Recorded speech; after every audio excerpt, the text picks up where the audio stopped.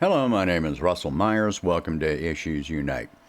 All right, so the rhetoric in Western media is that because Russia is not running completely roughshod, advancing 50 kilometers a day over Ukraine, that their advancement has stalled or is being pushed back.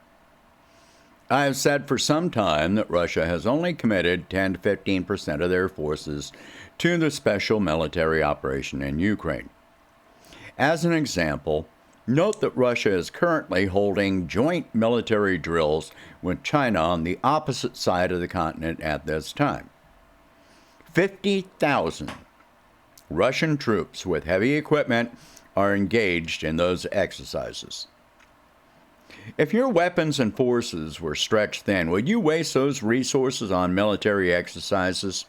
No, you would be taking equipment and firepower and manpower away from the front lines by doing so. Ukrainian, not Russian, forces have reported that Russian forces have dug in at various locations like Kherson. They have taken the time to build concrete bunkers for artillery. Russian artillery fires, knowing there will be return fire. They move the artillery back into the bunkers sheltered from Ukrainian shelling. That means that they are not even trying to advance. It means they have spent time and resources bringing in construction crews and equipment for this purpose. Bunkers are defensive. You don't typically build bunkers of that size if your goal is to advance. Bunkers are the spears upon which an enemy impales themselves. You just wait for them to come to you. Ukrainian forces have also reported that for every one Russian soldier removed from action, Ukraine loses 5 to death or major injury. Meanwhile, Russia has brought in construction crews to rebuild housing for civilians in some locations, including Mariupol. That means more heavy equipment. It also means physically fit manpower, which is not being used in waging warfare. If the military were short of manpower, people like this would be some of the first who would be snatched up by the military. If each side, Russia and the West, views this as a war of attrition, then Russia is absolutely winning.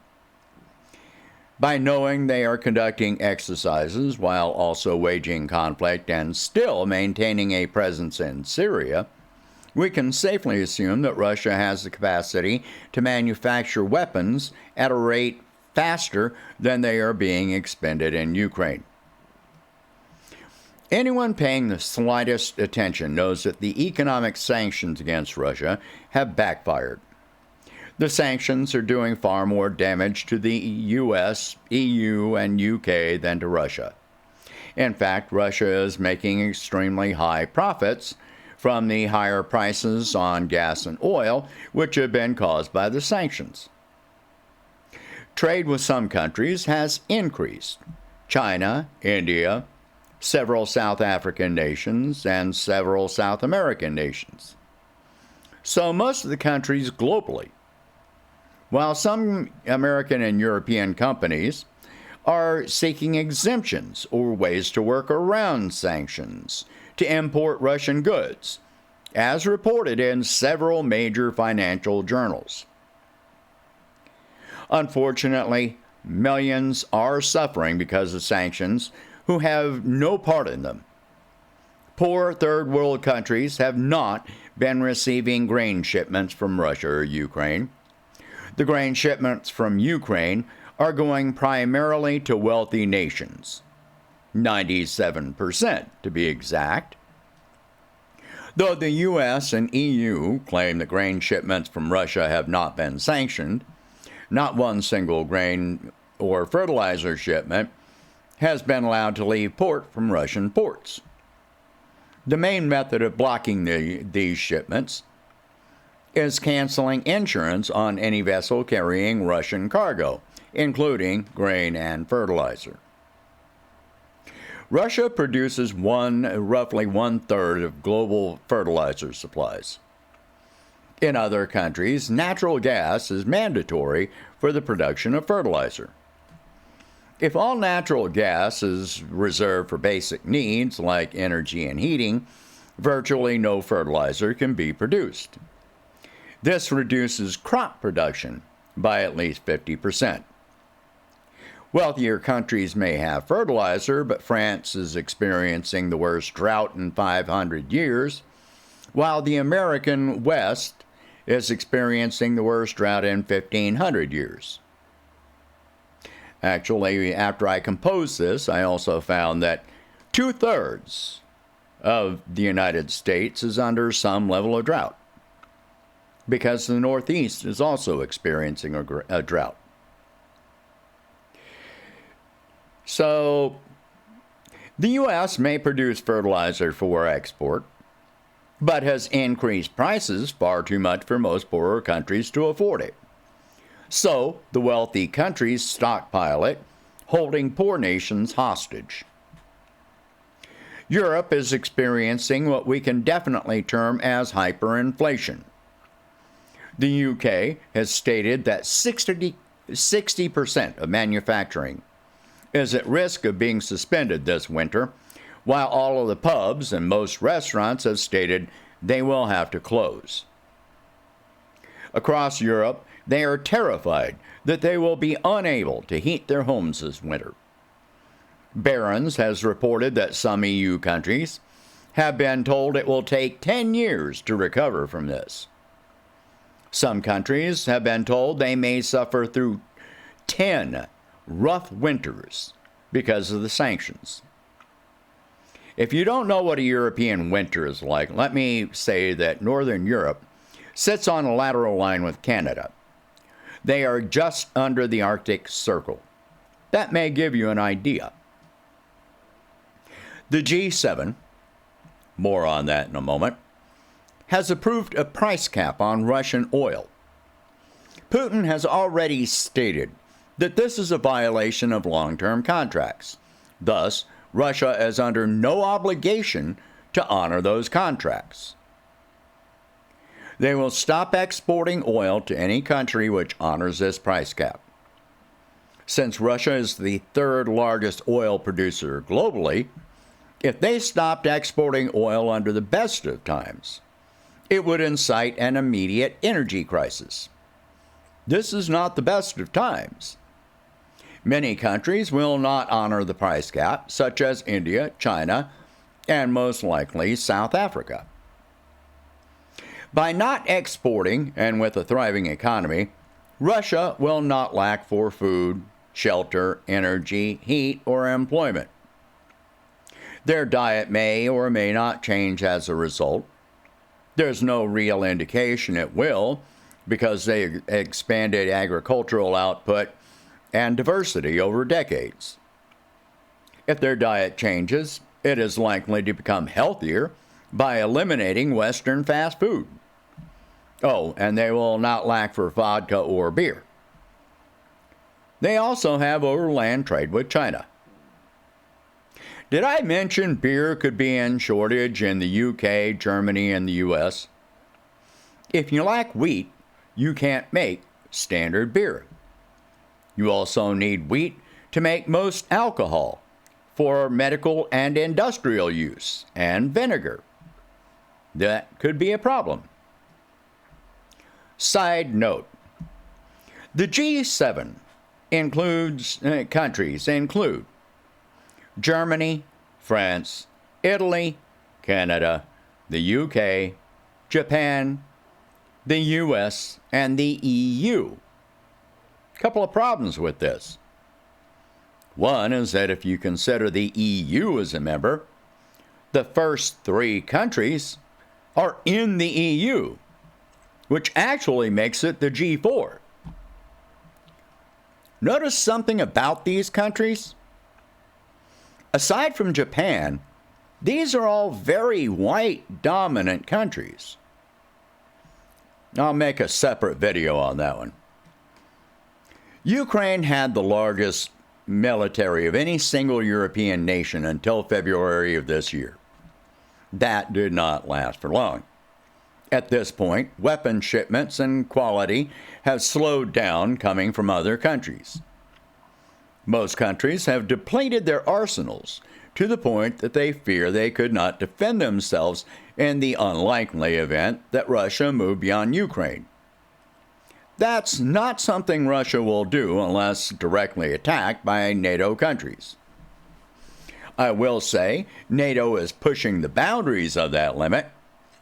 The U.S. has now begun sending longer-range weapons to Ukraine than were previously promised, literally saying, well, Russia hasn't responded so far.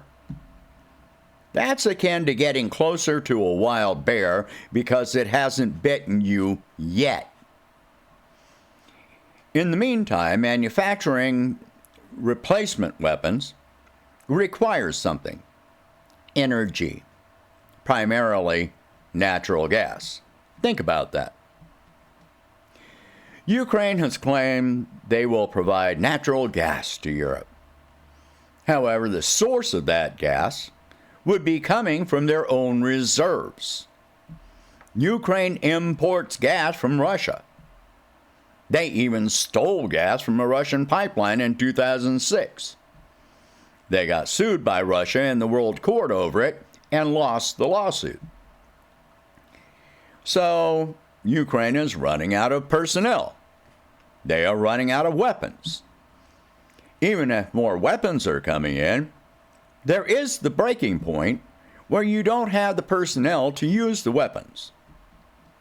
The latest reports are stating that Ukraine has probably exported so much of their own grain at this point that they may well face a food shortage this winter. I had pretty much predicted this in previous videos when I questioned the wisdom of exporting grain during an active armed conflict. Now it is a strong possibility. They have also incurred an estimated $100 billion in debt, which nobody expects them to ever be able to pay in the future. Something else I predicted. And they are still incurring more debt. Bring all of this together, and we have a failing military in Ukraine, supported by multiple countries who have depleted their reserve arsenals, an energy crisis and hyperinflation in Europe.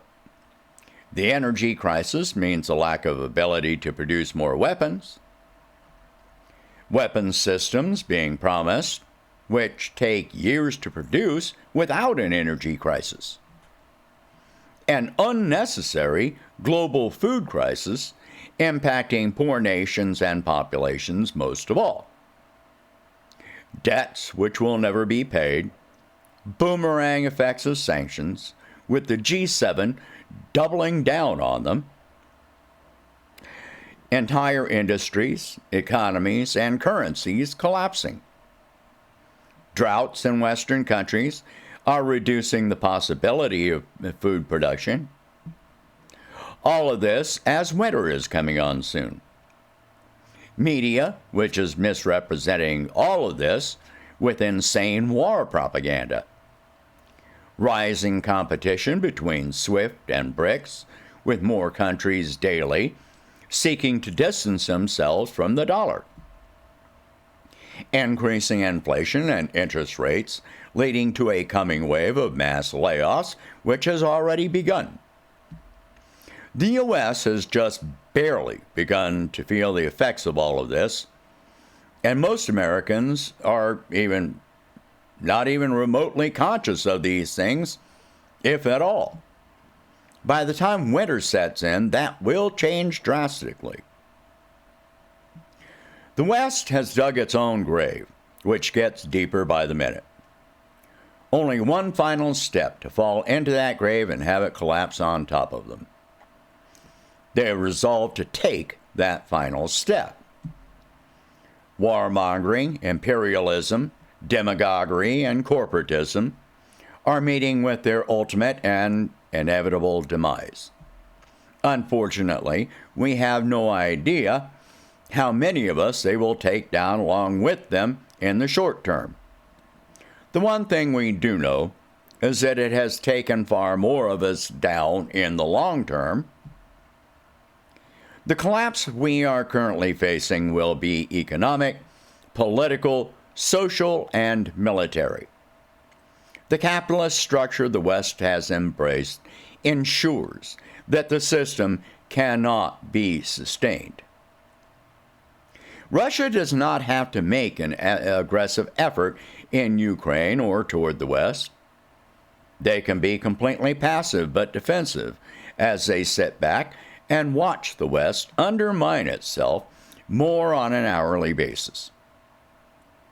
Putin has warned at every single stage that this is what will and what is occurring. Within their capability, Russia has promised to assist poor African nations with grain shipments. By expanding positive relations with China, South Africa, Iran, and the global South, they gain support and trade with most of the global population. The U.S. and Europe account for slightly over 1 billion people. The global population is over 7 billion people. So, all Russia has to do in Ukraine is let Ukrainian forces run up on the Russian spears and exhaust resources while continuing to defend Donbass. Was this the plan all along? No.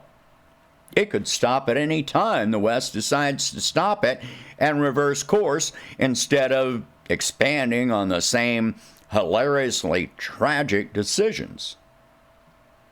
Eventually, people will rise up against their governments imposing this suffering. The question is, how much damage will be done before that happens? Please share this article or video.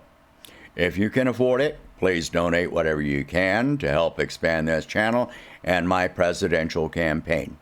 Thank you very much for watching. Have a good day.